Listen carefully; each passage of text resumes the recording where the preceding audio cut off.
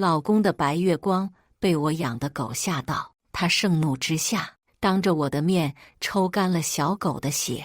一个畜生还敢吓着婉婉，这么让他死真是便宜他了。我看着惨不忍睹的小狗，痛到窒息，流着泪求他安葬小狗，却换来他更残忍的惩罚。一定是你指使这畜生敢伤害婉婉，你真是越来越不乖了，我这就给你点教训。他把我锁在地下室，用沉重的铁链禁锢我的手脚。患有严重的幽闭恐惧症的我拼命哭喊挣扎，却永远逃不出那无尽的黑暗。1周后，白月光提到我，他准备放我出来。他不知道的是，我的血液已经凝固，尸体开始腐烂。亲情长相守，真情在人间。大家好，我是秋兰，欢迎观看真情人间。那畜生的东西怎么还在这里？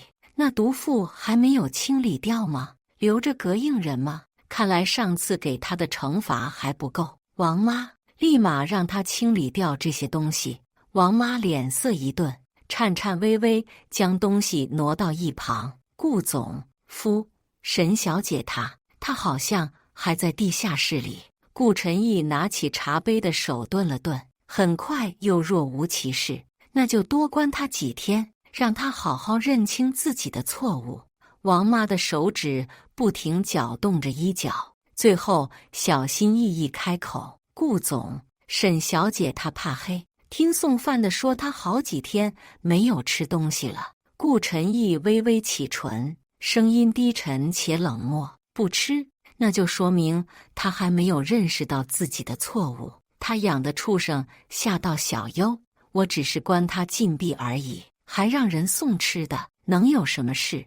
王妈张嘴还想说什么，却被顾晨义的话堵了回去。他神情冷漠，眼里还有些厌恶，看来还是罚轻了。王妈，你吩咐下去，如果他想出来，让他好好给小优道歉，否则断他吃喝，顺便把那畜生的东西给扔了，免得小优看见闹心。他话音刚落，就接到了周灵优的电话，随后直接出了门。小优，你出院怎么不喊我来接你呀？你这房间太小了，去我家住吧。顾晨义满眼温柔，他抚摸着周灵优的脸。周灵优害羞低头，顺势躺在了顾晨义怀里。阿义哥哥，你对我真好，只是我去你家，沈姐姐会不会生气啊？顾晨义抱紧周灵优，用下巴轻蹭她的头顶。他敢？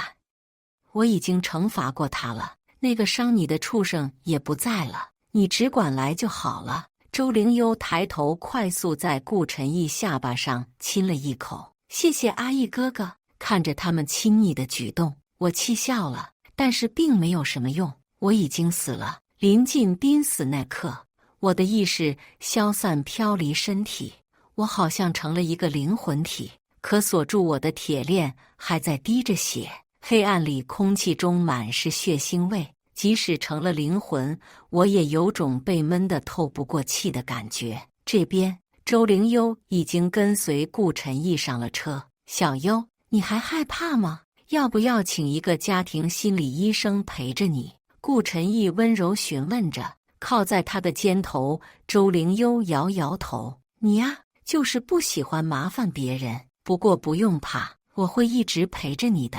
你都不知道，他居然还硬气的不吃饭。他对你做了那么过分的事，我必须让他付出代价。乖乖和你道歉。我的心很痛，可我的眼睛里一滴泪水也流不出来。顾晨义说错了，我并没有不吃饭，我因为幽闭恐惧症极害怕幽暗环境，我死命挣扎，可铁链牢牢锁住了我。我起初都靠着别人给我送饭时透过的那束光喘息，可送饭那人被周灵优收买，他将一小口饭菜倒在那地饭的小口里。求生的欲望让我顾不上廉耻，我拼命用手指拉扯铁链，不顾疼痛，像狗一样死命向前爬。可我还是碰不到那口饭菜。那人像是看够了我的惨状，再也没有来过。黑暗的环境下，我越发不安，呼吸急促。我好像听见我的小狗的惨叫声。我捂住耳朵，不知痛觉地用后脑勺疯狂撞着墙面。不知过了多久，我再也听不见惨叫声了。迷迷糊糊中，听见顾晨义说：“你们记得加固铁链，让他好好反省，别让他跑了。”可我跑不了，沉重的铁链，狭窄到呼吸不顺的空间，直到我再也听不到一丝声音。赶紧把那个毒妇带出来，给小优认错。来之前，把他双手绑住，免得他控制不住嫉妒，又伤了小优。顾晨义刚扶周灵优坐下，就语气冷淡地吩咐王妈。周灵优勾勾顾晨义的手指，示意他坐下。阿义哥哥，有你在不怕的，就不要绑沈姐姐的手了，毕竟她是你的妻子，你们要过一生的。周灵优话里有说不清的苦楚，顾晨义赶紧握住她的手。不行，你就是太心软善良了，因为他指使他那个畜生吓你，你才会因为受惊发烧。我都不敢想，要是我去晚了，你会怎么样？顾晨义一脸后怕的看着周灵优的眼里满是心疼，这些莫须有的话就像是一把把尖刀刺向我的心，疼极了。之前我和往常一样牵着我的小狗去给顾晨义送午餐，半路遇到了周灵优。哎呀，沈姐姐，这是给阿义哥哥带的吗？可惜以后阿义哥哥不会吃了，他只会吃我带来的，也只会爱我。我并不想和他起争端，直接无视他，绕道离开。没想到的是，我的小狗经过他时，他用高跟鞋狠狠碾压他的尾巴，小狗疼得嗷嗷叫，也没有碰他一下。他又拿出他的发夹，用力向小狗戳去，小狗被他成功激怒。我用力拉住牵引绳，控制住他。可周灵优突然跌坐在地上，开始惊恐大叫，哭哭啼啼的。沈姐姐，我没有要抢走阿义哥哥，我们之间是清白的，我只是回来看看，求求你把狗拉走，我最害怕狗了。听到声响的顾晨义从办公室飞奔出来，一脚将朝周灵优嘶吼的狗踹走。他急慌慌抱起周灵优，对我怒吼：“你这个毒妇，最好祈祷小优没事。”我看见依偎在他怀里的周灵优朝我坏笑，想解释，可顾晨义已经抱着他走了。我蹲下手，小心翼翼抱起躺在地上哀嚎的小狗，带着小狗从宠物医院回来，顾晨义就将它抢了过去。他不顾我的哀求，当面抽干了小狗的血，而小狗咽气最后一刻都还看着我。我哭着要安葬它，可顾晨义恶狠狠拽着我的头发，将我扔进地下室，不顾我的哭喊，用铁链将我捆住。我才明白，他爱的从来不是我。你知不知道，小优心脏不好，还怕狗？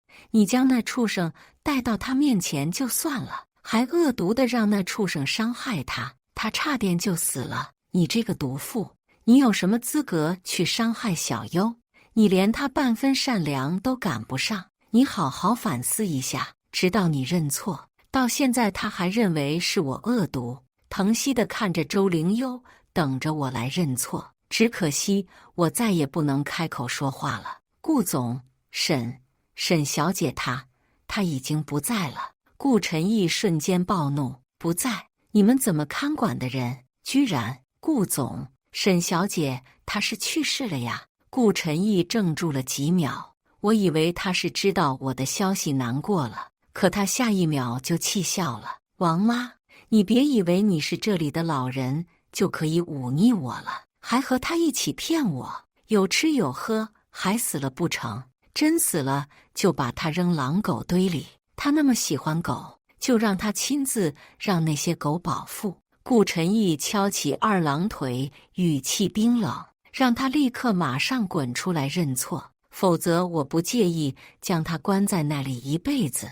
王妈眼睛湿热，张嘴还想说什么，却被顾晨义吼了回去：“你还想干嘛？真的想被赶出顾家吗？他转过身，又温柔地看着周灵幽：“小幽，不要着急，我马上就让那个毒妇滚出来给你道歉。到时候你可不要发善心，劝我放过他。”周灵幽楚楚可怜，靠在他的怀里：“阿义哥哥都听你的，我现在连恨的心思都没有了，我只想离他们远点。但是我走不了几步，又会回到原点，好似被困在了顾晨义身边。我只能看着顾晨一遍遍在周灵幽面前贬低我，这可是陪我长大的青梅竹马呀！我不知道，都是我的一厢情愿。我以为我们两小无猜，天作之合。我从小就跟在他的身后，希望有一天成为他的新娘。双亲皆亡的那一天，他向我提出了结婚，我好似四处游荡的浮萍，有了依靠。可我不知道的是，他娶我只是因为被不打招呼离开的周灵幽伤了心，以及顾父的威胁。起初我们两个相敬如宾，后我用尽心思讨他欢心，想捂热他的心。他逐渐被我疗愈，出差会给我带礼物，还会陪我遛狗。我以为他渐渐忘记了那个大学里让他轰轰烈烈的人，而我已经住进了他的心里。可我一如往常给他送饭去的那天，他冷冷看着我：“你之前是不是见过周灵幽？”我没有察觉到他的异常，笑着点点头。他上大学时总会笑着提起一个女孩子，我实在太好奇了，就偷摸去看了一回。所以当初就是你嫉妒，为了和我结婚不择手段，将小幽赶走的，不是的，我没有。我极力证明自己的清白，让私人侦探去找周灵幽离开的真正原因。可他让我不要白费力气，看我的眼神越来越厌恶。周灵幽回来后的一句话，就将我好不容易培养的与顾晨义那点夫妻情谊溃不成军。原来灵魂除了不会流泪，其他的都能感受到呀。我的心就像是被千万只蚂蚁啃咬的疼，生前的恐慌和呼吸不顺瞬间席卷全身。我大口大口呼吸着，坐在沙发上的顾晨义愈发不耐烦。他磨蹭什么呢？还不来？小幽等下还要休息，他不会还没有认错，还在赌气吧？他有什么资格？好啊，沈诺言，你最好还能硬气几天。我紧紧盯着他，他眼里闪过一丝慌乱，可能是看错了。周灵幽抓着顾晨义的手紧了几分。阿义哥哥，沈姐姐她，小幽别怕，你就在这里等着，我去把他带过来，给你下跪认错。顾晨义起身，疾步向关着我的地下室走去。到门口的时候，他停住脚步，捂住鼻子，怎么这么大一股血腥味？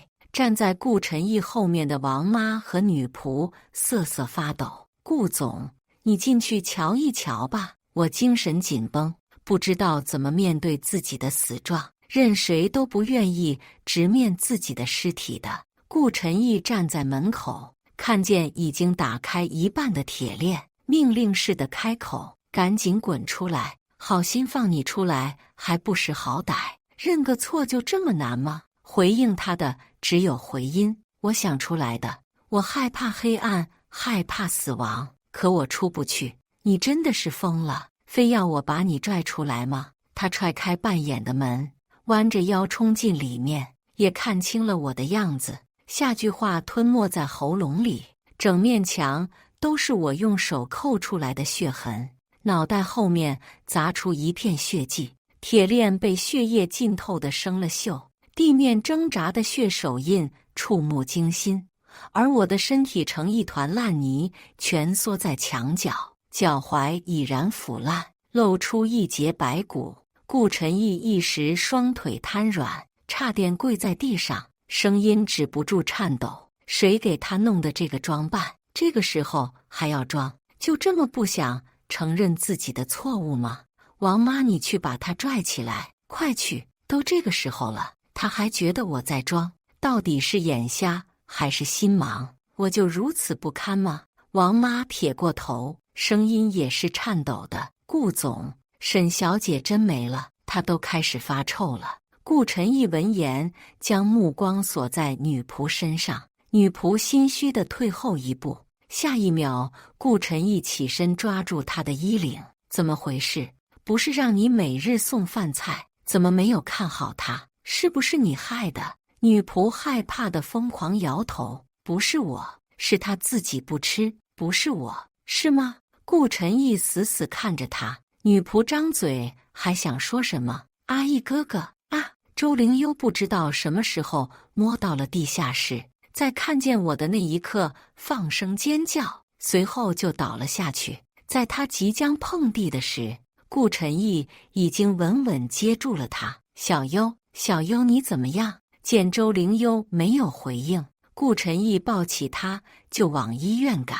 等医生说没有什么大碍，他才松了口气。他坐在病床边，一直守着周灵幽，好似完全忘记了我的死讯。过了半日，周灵幽才缓缓睁开眼睛。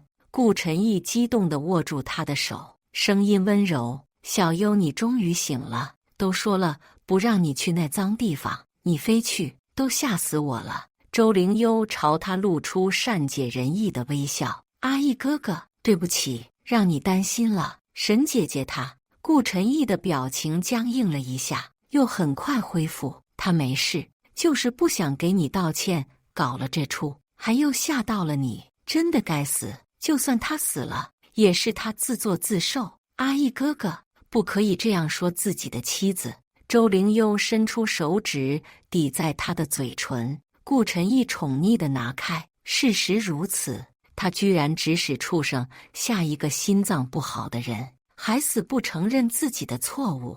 他以为他是谁？不过一个孤儿罢了。周灵幽转头看向窗外，像在思考什么。“阿义哥哥，也许我们的相遇就是一个错误。”顾晨义慌张了，他掰回周灵幽的头：“怎么会是错误呢？如果不是你，我早不知道被拐去了什么地方，就连他沈诺言也一样。你都不知道我在大学见到你是多么的开心。”他们看着可真像一对共患难的小情侣，患难到目睹我的死状，还有若无其事当没有发生一样。顾晨义也说的没有错，我只是一个孤儿罢了，只是我从未欠过周灵幽一条命，而是顾晨义欠我的。我的妈妈和顾晨义的妈妈是闺蜜，所以我和顾晨义从胎里就定了娃娃亲。妈妈总会牵着小小的我，对我说他是我将来的丈夫。年长几岁的顾晨义比我高，比我强，成绩也很好，也总会保护我。我打心里喜欢这个小哥哥，就成了他的小跟屁虫。那年，顾父抢走了对方公司很大的一单生意，他们朝顾晨义下了黑手。跟在顾晨义身边的我也被他们一并抓了去。绑匪见我小，又不是他们的目标人物，对我放松很多。我趁他们下车去办事的功夫，将被迷晕的顾晨义推下车。我知道顾晨义后一定会来找我的。事后绑匪发现顾晨义不见了，将所有的怒火集中在我的身上。他们将我关在一个暗无天日的小柜子里，无论我如何呼叫，都得不到回应。我也因此患上了幽闭恐惧症。不知道过了多少时日，警察终于找到了奄奄一息的我。是顾晨义回去后给警察提供了详细地址，这才找到了我。顾晨义说是一个女孩救了他，所以他才能顺利逃跑。当时被折磨到精神失常的我，对到底谁救了他并不在意。被救后，顾晨义一直细心地待在我的身边，是他还有妈妈送给我的小狗一起将我带出阴影。从此，我对他的依赖越来越深。他上大学以后说遇到了一个很好的女孩，我知道他是喜欢上她了。他谈到她时的笑，就和我想起他一样。我不会做和别人抢东西这种事，所以我只是出于好奇去瞧了瞧他。他很好，顾晨义也喜欢他。我准备放弃顾晨毅了。可当他对我说出那句“沈诺言，我娶你吧”，我还是高兴得睡不着觉。我知道他还没有彻底忘记那个女孩，但是我还是想赌一把。我确信我们这么多年的情谊，他一定会爱上我的，以至于他让人用锁链将我关在地下室时，我还心存侥幸地求他：陈毅，不要我关在这里，我怕黑，你知道的，我会死的。他没有因此动容，眼里还满是愤恨。你还知道害怕？那你让畜生咬小优的时候，怎么不考虑他也怕黑而已，又不是真的会死。我用力反抗，撕心裂肺地求他不要这样做，可他手上的动作越来越粗暴。现在求饶来不及了，你都害小优进医院，这都是你该承受的。死了算了，反正又没有人在意你。小小的地下室里没有一丝光亮，我呼吸越来越困难，精神越来越崩溃。也许他说的没错，这个世界上已经没有人在意我了，连妈妈留给我的小狗也离开了。我就不该奢求他的爱，不该天真的以为我能得到他的爱。接下来的几天，顾晨毅一直忙着照顾周灵优，压根没有想起我。等周灵优出院了，他又一手帮他操办回国的首次画展。讽刺的是，他为他办画展的地方是妈妈送给我的成人礼物。其实顾父我让顾逸晨娶我，并不是因为那是顾妈妈的遗愿，而是因为当时的顾氏已经岌岌可危，他们想要我爸爸妈妈给我留下的遗产。有了我资金的支持，他们很快重振旗鼓，并在原有的基础上更上一层楼。可这些都成了害死我的帮凶。周灵优出国后一直研究绘画，但是一直不如意，所以他想回国闯闯。顾晨毅知道后，主动帮他打理一切。他半夜3更不顾我的反对去机场接他。我们吵了一架，他说周灵优只是他一个朋友。我知道这是他的借口。后面几天他没有回来过，但我每日都去给他送饭，他也会和往常一样接过。我以为我们的关系没有变化，直到我在垃圾桶里发现了我准备的饭菜。可我还在欺骗自己，一定是没有合他胃口。其实是因为周灵优会给他送饭了。不过无所谓了，反正我现在已经死了。我早该明白白月光的杀伤力，不应该去硬碰硬。在他心里，周灵优才应该是他的妻子，我只是一个鸠占鹊巢的小人。哇，谢谢阿义哥哥，我对这个画展好满意呀！现在期待有人来了。阿义哥哥，你到时候带上沈姐姐来呀！周灵优亮晶晶望着顾晨毅，顾晨毅宠溺地揉了揉他的头。我真的觉得好笑，两人都亲眼见过我的尸体，却能演得如此自然，就不让他来了。不过我保证，你的画展肯定人山人海。如他所说，许多人看在顾总的面子上，来了这不知名画家的画展。他们还不停恭维着周灵优，并愿意出大价钱买这些画。顾晨毅笑得合不拢嘴，这些外人都看出了他对周灵优的不同。他为周灵优办完画展，回到公司以后，收到了一封信，是我生前找私家侦探调查的，现在才送来，效率真是不高。我看见他将信打开，原来当初周灵优出国是因为以为顾晨毅是一个普通人，就转头攀上了一个富二代，和富二代出国后过了几年好日子。但现在富二代没落了，恰好他在网上看见了顾晨毅的采访，所以就回了国。顾晨毅拿着信的手有些颤抖，随后便开车回了家。他走到地下室门口就停住了，不知道在思考什么。这个地下室我专门留的，本想等小狗自然死去后，将他所有的一切封存在这里，没想到最后却成了我的坟场。顾晨毅停留了一会儿，终于伸手推开了面前那扇门。恶臭味扑面袭来，应是这几日尸体进一步腐烂了。顾晨毅的眼睛红红的，估计是被这恶臭味熏的。他慢吞吞走到我面前，我身上都没有一块好肉了。他忍不住干呕，尸体在昏暗的灯光照射下显得异常诡异。沈诺言，我知道你是装的，你快起来。我当然想起来，但是已经没救了。顾晨毅站在不远处看着，我察觉到他的双手有些颤抖。好了，我知道不是你赶小优走的，我放过你了，你快起来，大不了不让你道歉了。他可真不要脸。我生气了，电流受到我的影响变得不稳，灯光一闪一闪的。顾晨毅被吓到身体瘫软，他靠在墙面上。是你吗？你怎么可能轻易死？明明只是把你关在这儿，是你自己不吃饭的，不关我的事，你可不能找我。我只是一个普通人，还是一个患了幽闭恐惧症的人。但凡他花心思查一查，或者哪怕一次心软来看看我，我都不会死的。他凭什么一副事不关己的模样？真希望有人可以来发现我的尸体，帮我报警，把他给抓起来。我一点都不想再见到他了。我没想到的是，他在地上坐了一会，竟朝我的尸体爬去。他明明一脸的害怕，却伸手向我的头摸去。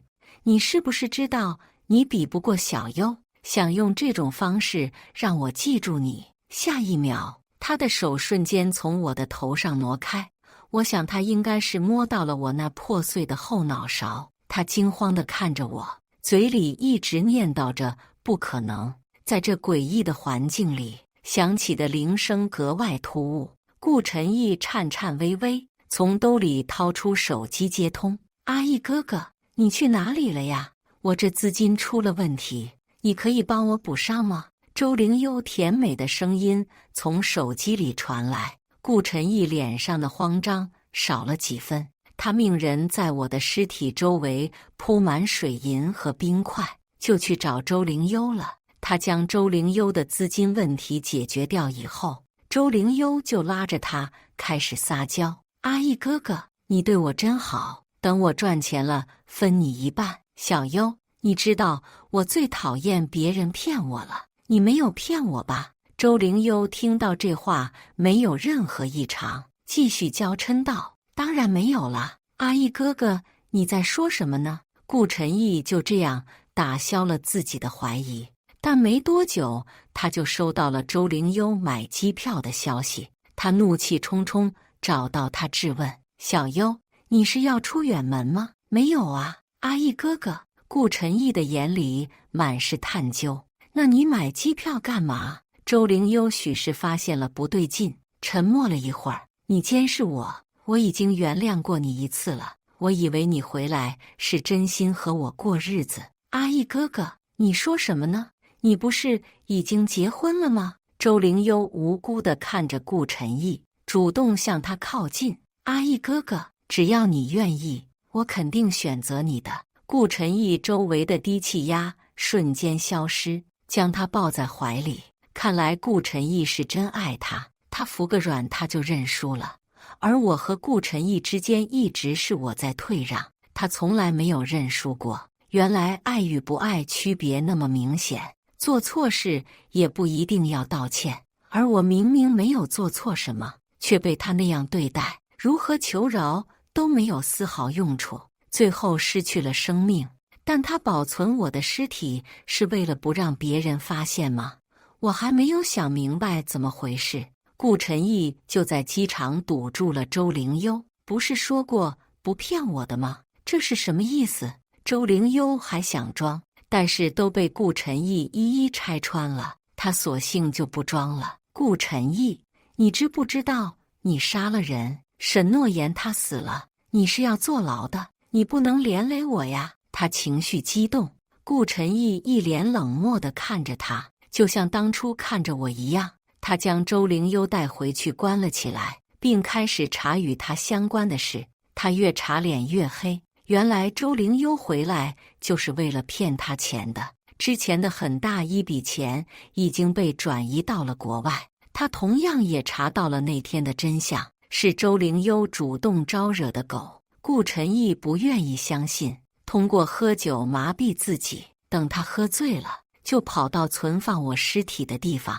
他手里还拿着狗狗的仿真玩偶。妍妍，对不起，我找不到他的尸骨了，这个也是一样的，是不是长得一模一样？他将玩偶放在我身边，一脸深情款款地看着我。根本不一样，没有东西可以替代我的小狗，它的世界里只有我，可我没有保护好它，让它痛苦地死去。顾晨义让我感到恶心，我对他一阵拳打脚踢，可惜没有任何作用。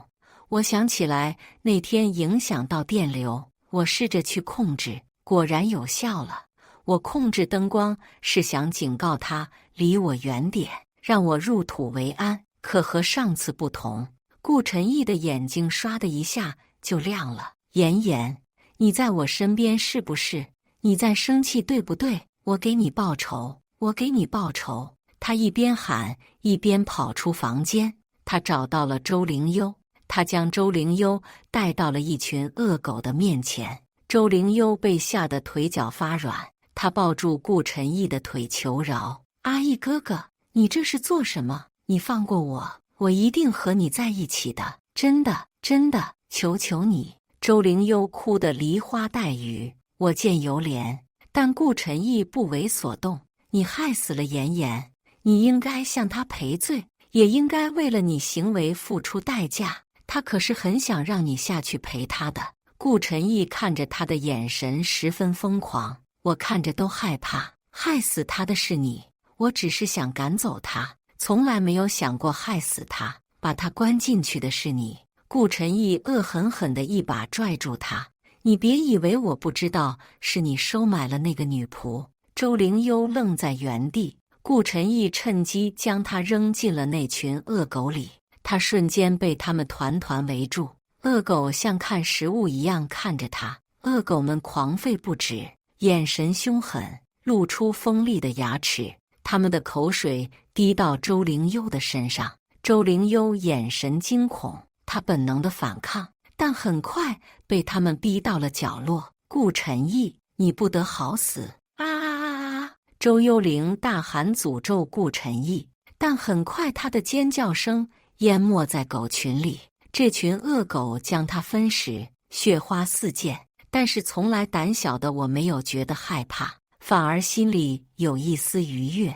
我开始期待顾晨义的下场，2条人命有他好受的了。处理掉周灵幽后，顾晨义跑到我面前邀功：“妍妍，那个女人死了，你开不开心呀？”他也变得迷信起来，不再去管理公司，而是去找了一大批道士为我做法。我原也是不信这些的，但是我现在的状态让我不得不信。我害怕这些道士真的有本事，我不想让他见到我。我多虑了，这群道士都是骗人的，他们除了很吵没有任何作用，可能还有一个用处，就是骗顾晨义的钱。但顾晨义确信我在他身边，对这群道士深信不疑。也许顾晨义脑子真的有病，喜欢他的和他喜欢的全死在他手上，他还不觉得有任何的问题。我也不知道还要多久才能摆脱他。在听到他大言不惭让道士将我们2个绑定，他想生生世世在一起时，我怒了。凭什么他想干嘛就干嘛？他想娶我，我就嫁了；他不爱我，就害死我。我死了，他来认错了，有用吗？死前的记忆又一次袭来，我又开始难受起来。我飘到他的面前，死死盯着他。顾晨义，你到底有没有心？你明明知道我怕黑，却为了一个莫须有罪名害死我。你不爱我，为什么要娶我？你有什么资格确定我的事？凭什么认为我还爱你？屋里的东西开始剧烈晃动。顾晨义欣喜着看着上方，妍妍，是你吗？他没有得到任何回应，拿出什么东西涂眼睛上。妍妍，你在哪里？是恨我不来陪你吗？不是这样的，我有办法救你的。他还是看不见我，伸手在空中乱挥，很快电路短路，房间里火花四溅，那群道士吓得都跑了。我想利用火花将我的东西都烧了，我不想再和他沾染半分，这也得亏他假惺惺将我的东西聚集在这房间里，他却忽视了这些火焰，不顾疼痛向火里冲去。他受了严重的烧伤，只抢到了一张只剩他的结婚照，就连结婚照里的他都不开心。我应该早发现的。那天我欢欢喜喜去拍婚纱照，我精心挑选了一款。陈毅，你看这身好不好看呢？店员们都夸我好看，我也觉得。我开心地在他面前展示，可他皱起眉头说不行，在他的要求下换了一件风格完全相反的婚纱，不太适合我。可这个时候他看我一眼，眼里有惊喜，我高兴坏了。我不知道的是，那件婚纱是周灵悠曾经幻想和他结婚时要穿的款式，连我们的婚礼都是他一手操办的。虽然不是我喜欢的样子，天真的我为他如此上心感到很开心。我后来在他的备忘录发现，他安排的一切都是他想象中和周灵悠一起的婚礼，就连结婚誓词时，他都是犹犹豫豫的。